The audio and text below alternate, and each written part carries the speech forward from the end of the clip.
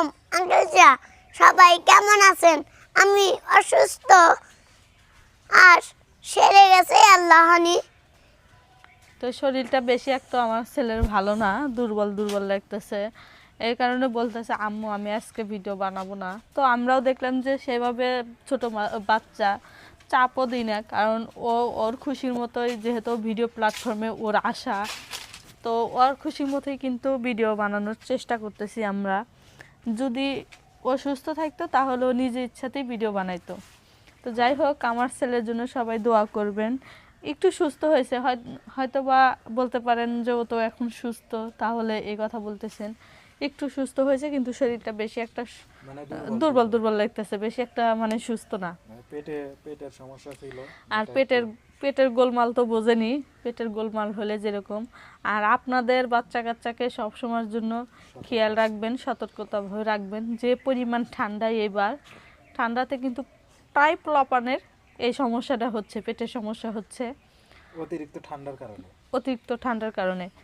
তো তুমি কিছু বলো, যে আঙ্কেলরা সবাই আপনাদের বাচ্চাকে ভালো রাখবেন, আন্টিরা সবাই আপনার বাচ্চাকে ভালো রাখবেন। ওর কিন্তু কণ্ঠটা ওইভাবে বলতে পারতেছি না, তো চেঞ্জ হয়ে গেছে। সবাই ওর জন্য দোয়া করবেন। আর দেখেন, জারিফ কিন্তু অনেকটাই শুকায় গেছে, মানে বেশ কয়েকদিন হলো মানে পেটের গোলমাল। আমার ছেলে ঠিকঠাক মতো খেতেও পারতেছিল না, তবে আজকে থেকে একটু নিয়ন্ত্রণ বোঝা যাচ্ছে। তাই আব্বু? তো আজকে কেমন লাগতেছে তোমার, বলো তো? ভালো লাগতেছে। আজকে তুমি টয়লেটে কয়বার গেছো? একবার। সকালে গেছো না? হ্যাঁ। ভালোভাবে বলা লাগে কথা। এখন কি তোমার পেটের মধ্যে আর গোলমাল আছে? না। গোলমাল নাই? তাইলে মনে করেন যে ছেলে মোটামুটি আজকের থেকে একটু সুস্থ, কিন্তু ছেলে অনেক দুর্বল হয়ে গেছে, অনেকটা শুকিয়ে আর গেছে। আরেকটা কথা, ছেলেকে এই জানুয়ারি মাসে আরেক জায়গায় ভর্তি করে দিতে চাইছিলাম। তো অনেক স্কুল থেকে ছেলেকে মানে চাচ্ছে যে এই জায়গায় ভর্তি করান।